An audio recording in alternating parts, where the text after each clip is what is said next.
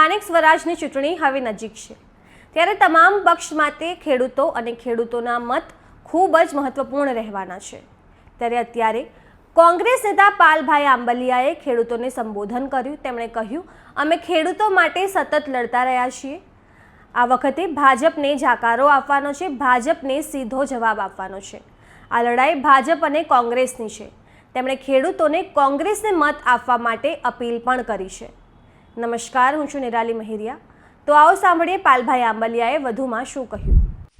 સમગ્ર ગુજરાતના ખેડૂત ભાઈઓ, આપ સૌ જાણો છો કે ખેડૂતોના દરેક પ્રશ્ન, એ જમીન માપણીનો પ્રશ્ન હોય, પાક વીમાનો હોય, ટેકાના ભાવે ખરીદીનો હોય, ખાતરનો હોય, પોષણક્ષમ ભાવોનો હોય, કે આ રાક્ષસી કંપનીઓ સામે સતત લડવાનો હોય, જમીન સંપાદનનો હોય, કે વીજ લાઈનો અને વીજ કંપનીઓ સામે લડવાનો પ્રશ્ન હોય।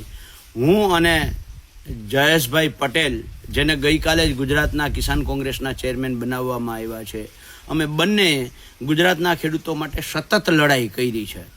અત્યારે યોગ્ય સમય છે।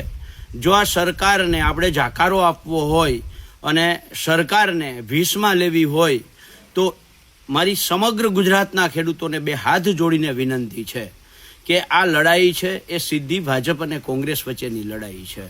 અને ભાજપ છે એ ખેડૂતોને રીબાવી અને ખેડૂત ખેતર મુક્ત થાય, ખેડૂત મજૂર થાય, કંપનીઓને સસ્તા મજૂર મળે, એના માટેની આખી સિસ્ટમેટિકલી જે રમત ખેડૂતો સામે રમે છે એને જડબાતોડ જવાબ આપવાનો આ પ્રોપર અને યોગ્ય સમય છે।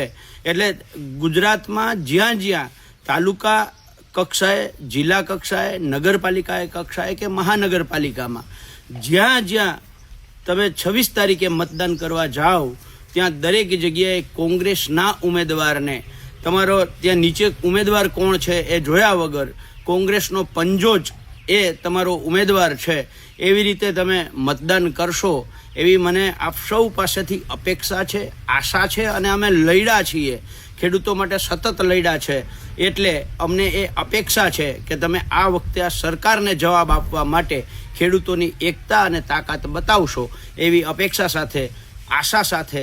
જય જવાન, જય કિસાન, જય જગત। તો તમે આ તમામ મુદ્દે શું વિચારો છો, કમેન્ટ કરીને જણાવજો। અત્યાર માટે બસ આટલું જ। સમાચારની લગતી વધુ અપડેટ્સ માટે અમારી વેબસાઇટ www.gujaratplus.in પર પણ માહિતી મેળવી શકો છો। ધન્યવાદ।